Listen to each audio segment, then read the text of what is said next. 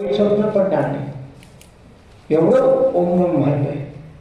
तर काही आपला हा निसर्ग होता. तुम्ही कोण?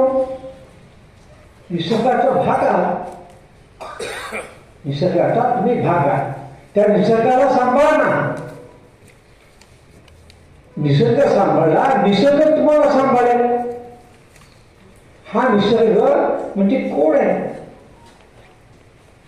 साक्षात ब्रह्म आहे. आहे.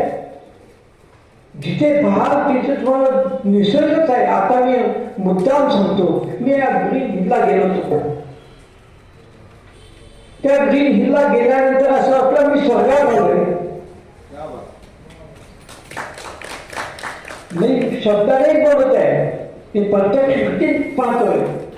तिथे तिथलं जे जेवण दिलं, तिथलं जे खायला दिलं, पाहायला दिलं, ते सगळं असं वाटत होतं हे अमृत आहे.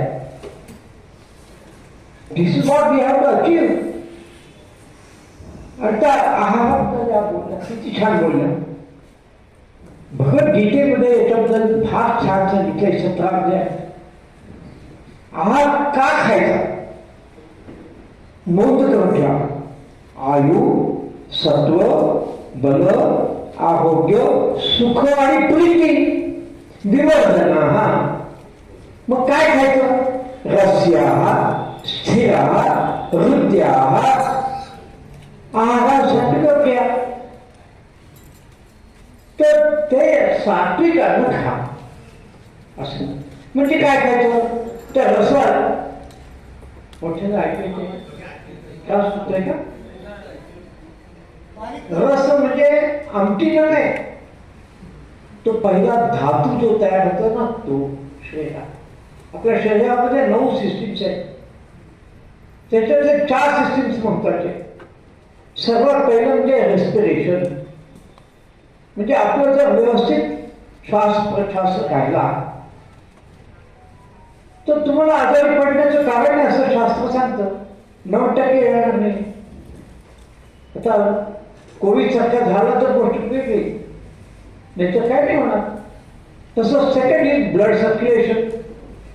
तुमचं जर ब्लड सर्क्युलेशन 75 किलोमीटर ते 82 किलोमीटर या वेगाने रक्त सळसळलं पाहिजे, हे जर असेल तर तुम्हाला 9% काय होणार नाही. ते करायचं कसं? तुम्हाला सगळ्यांना करायला लावणार आहे. मी नुसतं बोलणार नाही, करायला लावणार आहे. तसं तिसरं जे आहे त्याला इंग्रजीमध्ये नर्वस सिस्टीम होती. म्हणजे स्ट्रेंथ, स्टॅमिना आणि एनर्जी. स्ट्रेंथ म्हणजे काय? शक्ती. स्टॅमिना म्हणजे काय? तर धरून राहण्याची करते. एक उदाहरण सांगतो. मी बारीक माणूस, आता कोणाला तरी मी इथे बोलवणार आहे ना, कोणी एक धिप्पाड माणूस यावा माझ्याजवळ.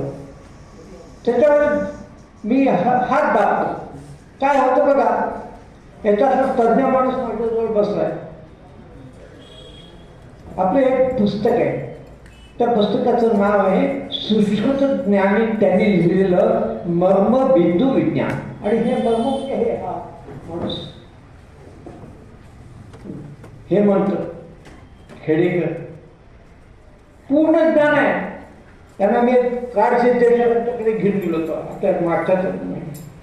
तिथे ते ज्ञान कार्ड सिद्धेश्वरांनी यांना विनंती केली की तुम्ही आमच्या मुलांना हे शिकवा.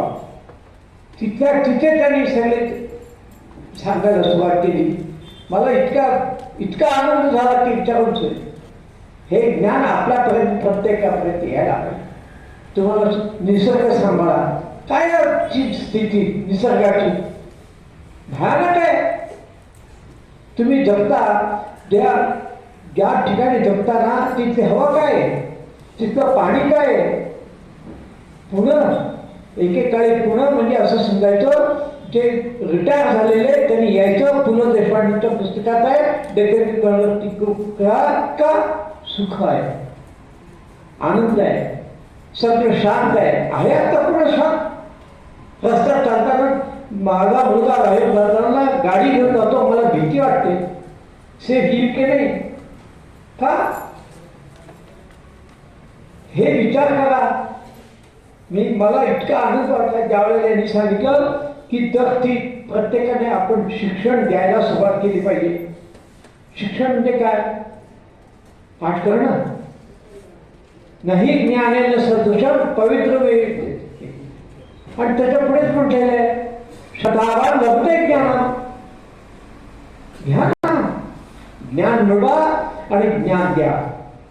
ज्ञान दिल्याने ज्ञान वाढतं, कमी नाही होत. योग हा तसंच. मी आणखीन एक गोष्ट तुम्हाला मुद्दाम सांगतो. मला 5 मिनिटं मला संपवायचं आहे, जास्त बोलणार नाही. मी सगळ्यांना आशीर्वाद देतो, सगळ्यांना असं सांगतो हे सगळं एकच आहे. योग शिका. योगाचाच हा एक निसर्ग उपचार, हा एक भाग आहे. निसर्गाला सुधारा आणि मग तुम्ही सगळे बघा. पुढच्या वेळेला ज्या वेळेला माझा आता 97 आहे, 96 वर्ष झाले, त्यावेळेला मी 960 सूर्यनमस्कार घालू शकलो. रोज मी अजूनही 150 सूर्यनमस्कार घालतो आणि मला 90% दिसत नाही, तरी एकटा सगळं हिंदुस्थानभर हिंडत असतो. आणि आता मी लवकरच संन्यास घेऊन जाणार आहे हिमालयात. धन्यवाद सगळ्यांचे. मजेत होता.